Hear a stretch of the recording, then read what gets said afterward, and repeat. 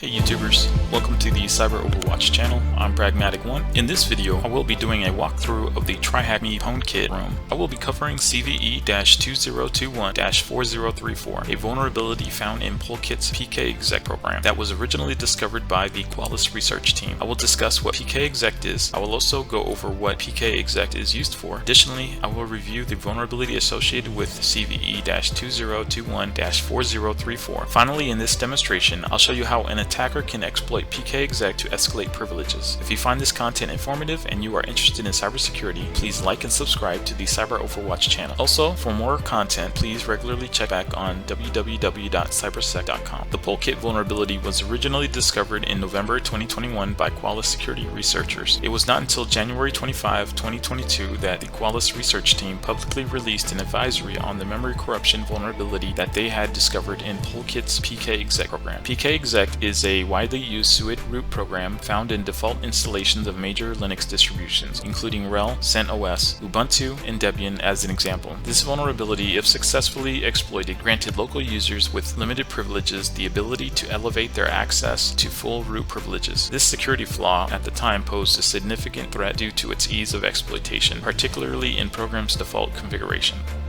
Pwnkit, previously known as PolicyKit, serves as a crucial component for managing system-wide privileges in Unix-based operating systems.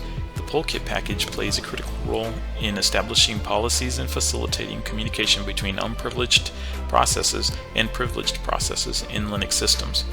One of the essential tools provided by Pwnkit is pkexec, which enables users to execute commands on behalf of other users based on the defined Pwnkit policies, utilizing the setuid feature.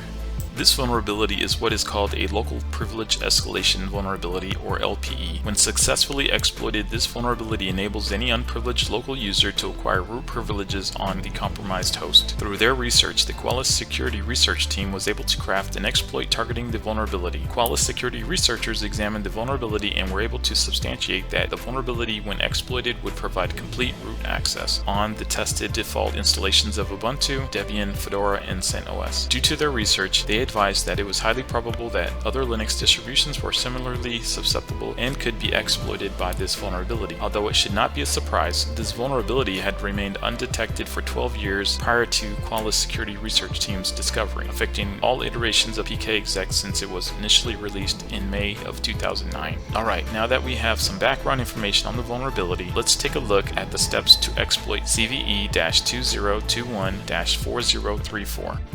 I logged into my pentest system and made sure that the system is updated. I have also connected via VPN to the TryHackMe network. I can verify that I am connected by going to the TryHackMe access page. It shows that I am connected. Reviewing Task 1, it provides a brief overview of the vulnerability in the room. I just need to deploy the vulnerable host. In Task 2, TryHackMe provides a great overview of the CVE and Pwnkit, as well as a great overview of the vulnerability itself. After reading through the information, you will get the answers for the task's questions. In Task 3, I will need to download the exploit code that is written in C language from a GitHub repository mentioned in this task. I will use Dudchyk as shown in the CLI to download the exploit code from GitHub. The exploit code should show up in the downloads folder as shown on the screen. Once downloaded, I will need to compile the code.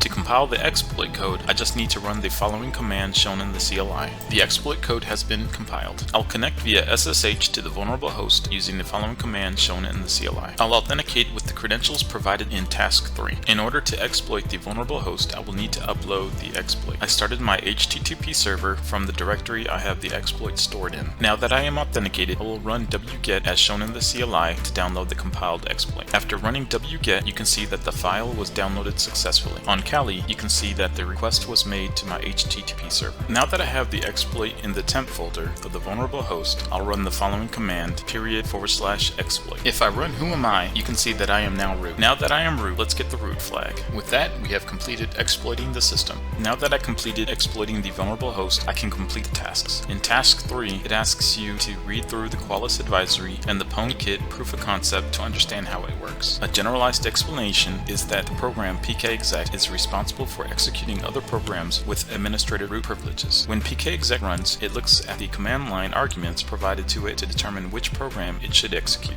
Due to a programming mistake, if the number of arguments is set to 0, argc equals 0, pkexec mishandles the argument list, leading to a memory corruption issue. An attacker can then exploit this vulnerability by crafting a special argument list, argv, with 0 arguments and tricking pkexec into executing it.